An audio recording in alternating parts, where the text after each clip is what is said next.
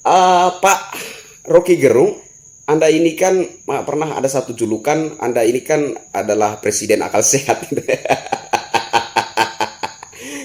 Saya kira julukan tersebut terlalu dipaksakan terhadap diri Anda. Saya yakin Anda nggak mampu untuk menyandang julukan presiden akal sehat. Karena menurut saya yang selama ini saya lihat, Anda itu lebih menunjukkan gejala akal rusak. Mohon maaf ya, mohon maaf. Halo Indonesia, saya Kristianto Yin Oni, salam NKRI. Kali ini saya ingin menanggapi statementnya Rocky Gerung ya. Jadi Rocky Gerung dalam menanggapi penunjukan Badan Otoritas Ibu Kota Negara baru di Kalimantan. Kemarin pihak Partai PDI Perjuangan mengusulkan secara resmi agar Ahok ditunjuk sebagai Kepala Badan Otoritas Ibu Kota Negara baru di Kalimantan ya. Dan saya lihat Rocky Gerung menanggapi itu. Yang pertama, Rocky Gerung mengatakan bahwa kenapa bukan Anies saja yang ditunjuk jadi Kepala Badan Otoritas Ibu Kota Negara baru gitu. Dan yang kedua, Rocky Gerung juga mengatakan bahwa kalau Ahok yang ditunjuk, ini semacam ada dendam kesuma terhadap Pak Anies Baswedan gitu. Halo Pak Rocky Gerung. Saya nggak ngerti ini sebenarnya yang otaknya bermasalah itu Pak Rocky Gerung atau Pak Anies Baswedan gitu ya. Mohon maaf sebelumnya. Kalau Pak Rocky Gerung menganggap bahwa si Pak Anies Baswedan itu lebih mengerti dan semestinya Pak Anies Baswedan itu yang ditunjuk jadi Kepala Badan Otoritas Ibu Kota Negara baru. Memangnya Ibu Kota Negara baru itu mau diapain sama Pak Anies Baswedan? Mau dijadikan ladang sumur resapan? Iya. Atau mau dijadikan warna-warni? Mau dicat warna-warni? Habis itu dibalikan lagi ke kondisi semulanya. Atau Ibu Kota Negara baru ini mau dijadikan ajang bongkar pasang sama Pak Anies Baswedan, seperti program beliau bongkar pasang trotoar dan lain-lain. Apa mau dijadikan begitu Ibu Kota Negara baru? Ataukah mau dijadikan ajang politik SARA? Iya, mau dijadikan arena politik SARA begitu? Nggak bisa Pak Rocky Gerung, nggak bisa. Jadi kalau Anda menganggap penunjukan Kepala Badan Otoritas Ibu Kota Negara terhadap Bapak Basuki Cahayapurnama atau Ahok itu merupakan bentuk dendam kesuma terhadap Pak Anies Baswedan, saya kira pendapat Anda itu konyol sekali. Karena setahu saya sebagai masyarakat biasa ini, ya, sebagai rakyat jelata ini, bahwa di era pemerintahan Presiden Jokowi, itu orang-orang yang ditunjuk dalam mengeksekusi proyek tertentu, apalagi proyek yang begitu vital bagi Negara Kesatuan Republik Indonesia, itu tidak asal tunjuk orang, ya, tidak asal tunjuk orang. Seperti contoh Menteri PUPR. Salah satu sosok di balik suksesnya Presiden Insinyur Haji Joko Widodo membangun bangsa Indonesia adalah Menteri PUPR yang namanya Basuki juga. Mungkin nama Basuki ini membawa keberuntungan, ya, bukan sebaliknya kayak Pak Anies Baswedan yang menurut saya pembawa malapetaka bagi daerah khusus ibu kota DKI Jakarta, ya kan? Aduh, jadi menurut saya ada segelintir orang-orang Jakarta yang sok happy, yang sok bahagia di era kepemimpinan Pak Anies Baswedan di ibu kota negara yang sekarang, yaitu DKI Jakarta. Itu ya bisa jadi para buzzer RP mungkin, ya, ataukah mungkin apa ya, orang-orang yang berpura-pura bahagia di atas penderitaannya, saya kira seperti itu ya. Jadi begini, Pak Rocky Gerung yang saya hormati, kalau nantinya Ahok itu secara resmi ditetapkan dan dilantik sebagai Kepala Badan Otoritas Ibu Kota Negara, saya yakin itu tidak ada muatan kepentingan atau tidak ada unsur dendam politik seperti yang Anda maksudkan. Nggak ada, ya.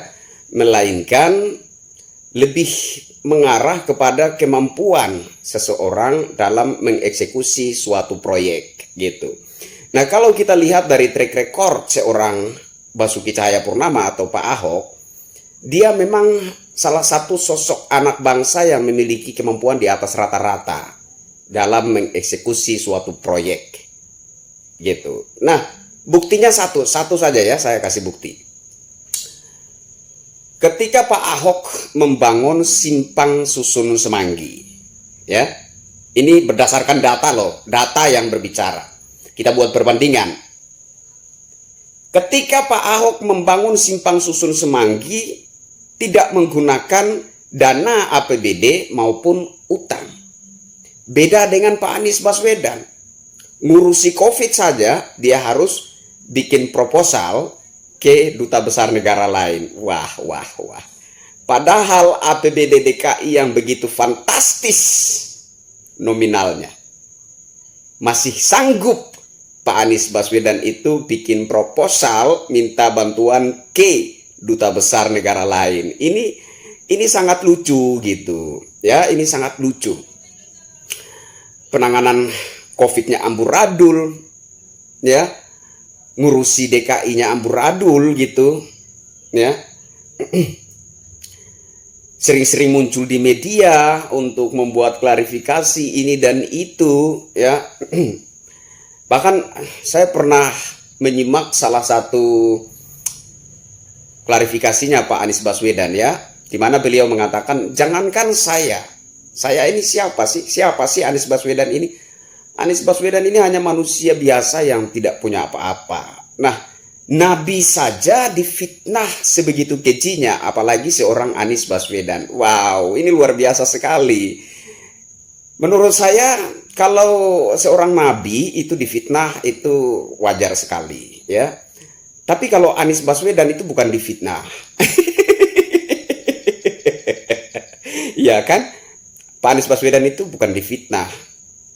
Tapi masyarakat mengungkapkan realita terkait kinerja Pemprov DKI Jakarta yang kaptennya adalah Pak Anies Baswedan, ya. Ada banyak sekali program-program konyolnya Pak Anies Baswedan, ya. Contoh, kita hitung satu-satu ya, rumah DP 0 rupiah, kemudian dari itu Pak Anies Baswedan berkilah. Dulu itu janjinya rumah DP 0 rupiah apa rumah DP 0%. Padahal baik itu 0 rupiah maupun 0% sama-sama nggak ada realisasinya. Kan begitu. Ya kan? Nah, kemudian kartu Jakarta Jomblo. Wah, ini konyol sekali gitu. Demi pencitraan apapun bisa saja dilakukan Pak Anies Baswedan gitu ya. Terus apalagi ya? OKOC Mart. Sudah sejauh mana realisasinya kita nggak tahu, ya kan? Ini program-program konyol ala Pak Anies Baswedan, ya. Apalagi ya, bikin trotoar, bongkar lagi, terus tugu apa ya? Tugu peti mati. Nah, kemudian lanjut tugu sepatu, ya kan? Terus yang paling fenomenal yang terakhir ini adalah sumur resapan. Ternyata sumur resapan itu tidak meresap air, melainkan meresap banyak kendaraan bermotor. Sumur resapan itu bukannya menyedot air, dia malah menyedot banyak kendaraan bermotor gitu. Banyak kendaraan bermotor yang nyemplung ke dalam gitu. Nah, terus ternyata di musim hujan sumur resapan itu tidak menyerap air. Anehnya malah sebaliknya, dia malah mengeluarkan air. Iya kan? Nah, terus jumlah apa istilahnya ya, yang membantu pembangunan DKI Jakarta itu, ya, tim TGUPP DKI Jakarta, yang jumlah manusianya itu begitu banyak, tapi entah apa saja yang dikerjakan mereka selama ini dan pembuktiannya ada di mana saja gitu. Ini sangat konyol. Banyak sekali program-program konyolnya Pak Anies Baswedan di DKI Jakarta, ya kan? Nah, apakah orang yang memiliki kemampuan yang menurut saya dia lebih cocok untuk menjadi operator odong-odong seperti Pak Anies Baswedan itu, mau dijadikan kepala badan otoritas ibu kota negara? Mau dijadikan apa Kalimantan? Mau dijadikan apa ibu kota negara yang baru? Jadi saya ingin klarifikasi di sini Pak Rocky Gerung, bahwa penunjukan kepala badan otoritas ibu kota negara itu tidak berdasarkan dendam politik, bukan, tetapi lebih melihat kepada kemampuan. Apakah sosok yang ditunjuk itu memiliki kemampuan untuk menata dan mengelola ibu kota negara yang baru, ataukah dia kemampuannya hanya mengelola kata-kata seperti yang dilakukan oleh Pak Anies Baswedan.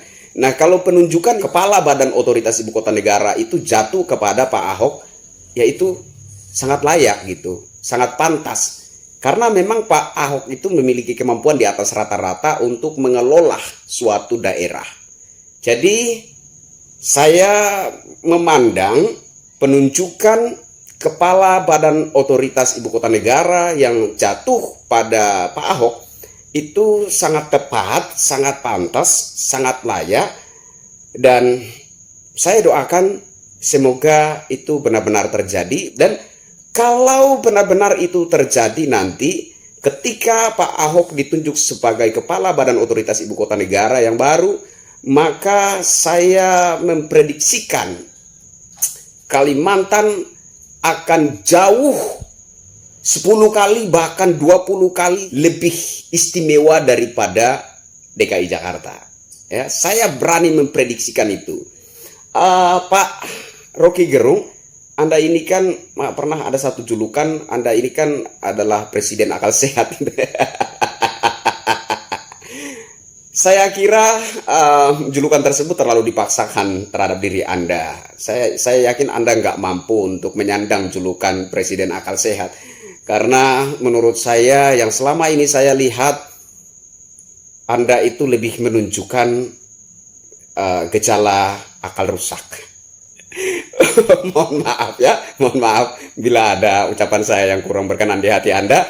Begitulah cara rakyat selatan mengutarakan pendapatnya. Saya Kristianto Yen Oni, salam NKRI.